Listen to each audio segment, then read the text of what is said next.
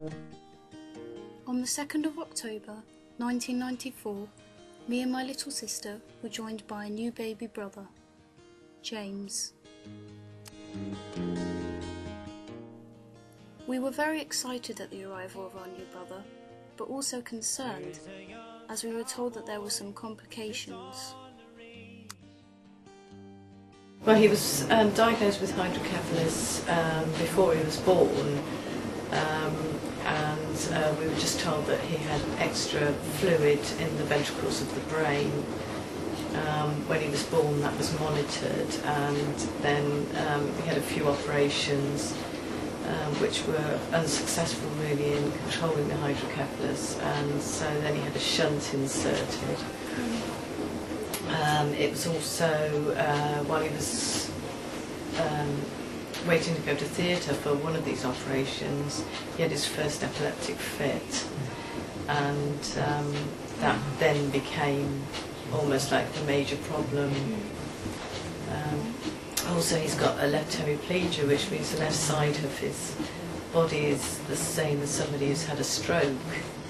And when he was really, from the day he was born, we had to encourage him to use the left side of his body. So even to turn his head to the left, he wouldn't turn his head to the left. He would always reach for everything with his right hand, so we would have to sort of, everything we gave him, we'd have to wait for him to take it with his left hand.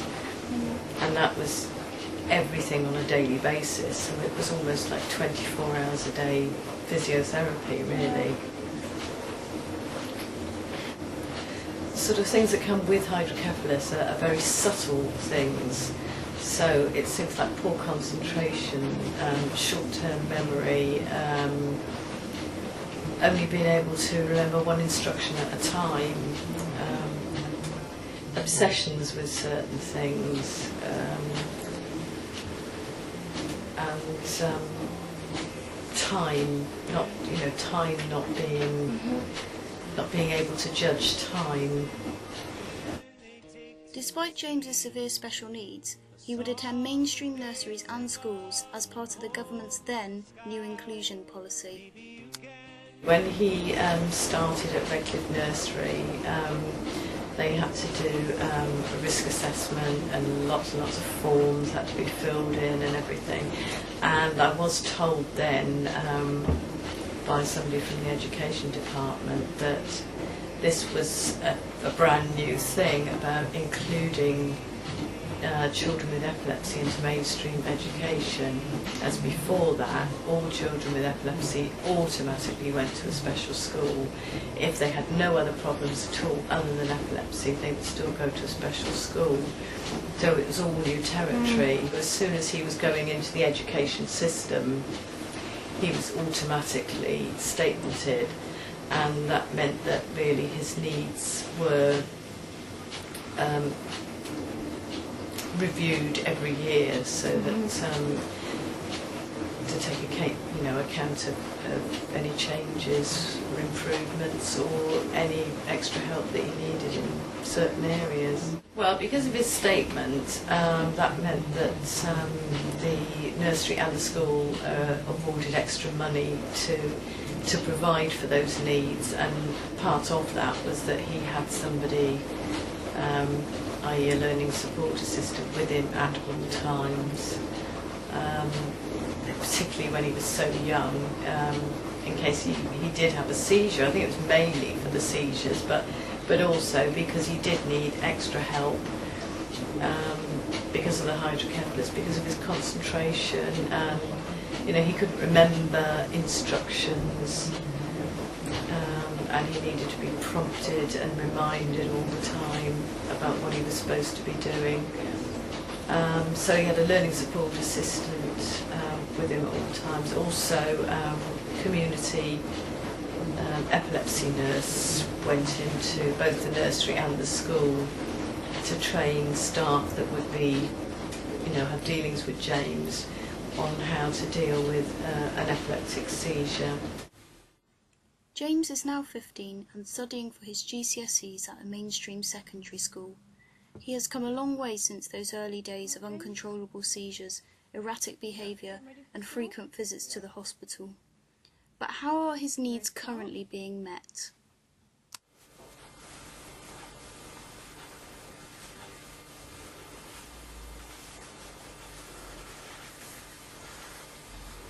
So how do you get to school then? I get to school on the bus.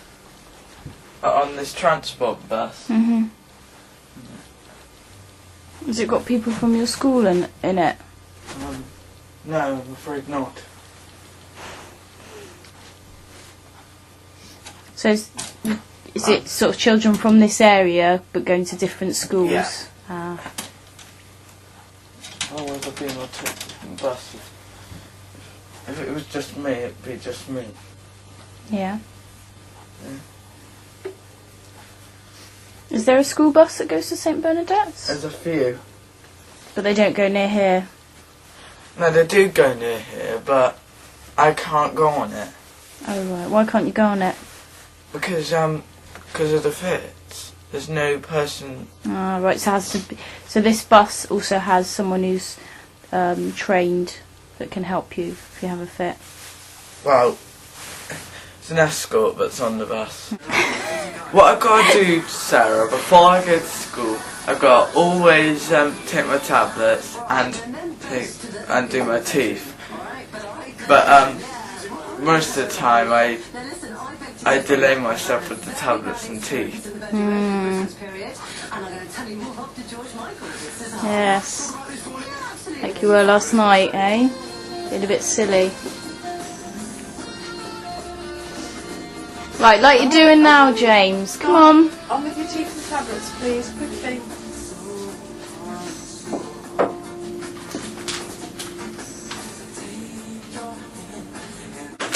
Like the soundtrack.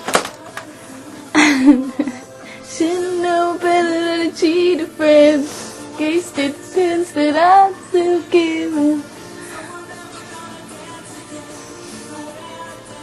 Bit George Michael in the morning, James? It's not usually on. Never usually on. Why do you think?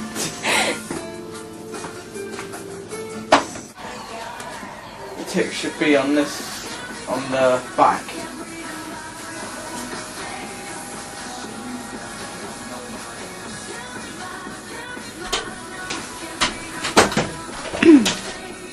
Don't stick up in the air, can't If he gets how tall he is. Right, quickly get your stuff in, James. The bus isn't even there. Yeah, the door just went. Good morning, James. Glad to see you back. Glad to see me back. I went away anyway. Oh, ready? I've missed you. To be honest with Well, I'm sorry, Christian. you. Yeah, I've lost my planner. I'm sure it's at school. Alright? On the bus. So, if I have any problems with the work, then they're just help me with the bits I'm stuck with. They're my learn support workers. They're in all my lessons. Most of the time they actually help me the reading. And that's what I find most difficult. Sometimes they have told me to be more independent. For some reason the academy isn't working. It's not loading properly. Learn support. 10 computers. Mm-hmm.